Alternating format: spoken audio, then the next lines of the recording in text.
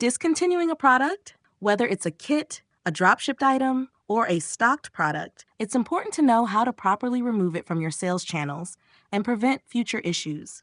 Ordoro makes it simple to clean up discontinued listings while keeping your inventory accurate. Here's how to do it.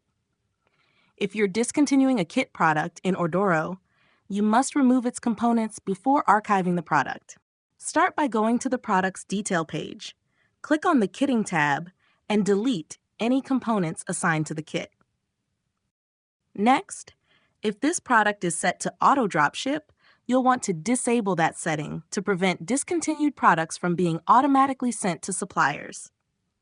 Click on Automatically Dropshipped in the upper right menu, deselect the Automatic checkbox, and then click Save to update the setting.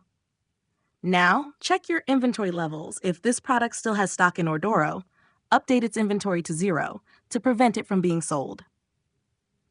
Go to each warehouse where this product has a quantity greater than 0 and manually adjust the physical on-hand count to 0. Once inventory is updated, go to the sync settings in the upper right corner and write back inventory to all connected sales channels. This ensures that the product is marked as out of stock and prevents customers from purchasing a discontinued item. Wait for the sync to complete before proceeding. You can check the activity menu to confirm that the inventory write back is finished. Finally, archive the product. Archiving stops all future inventory syncs to sales channels and removes it from your active product listings in Ordoro.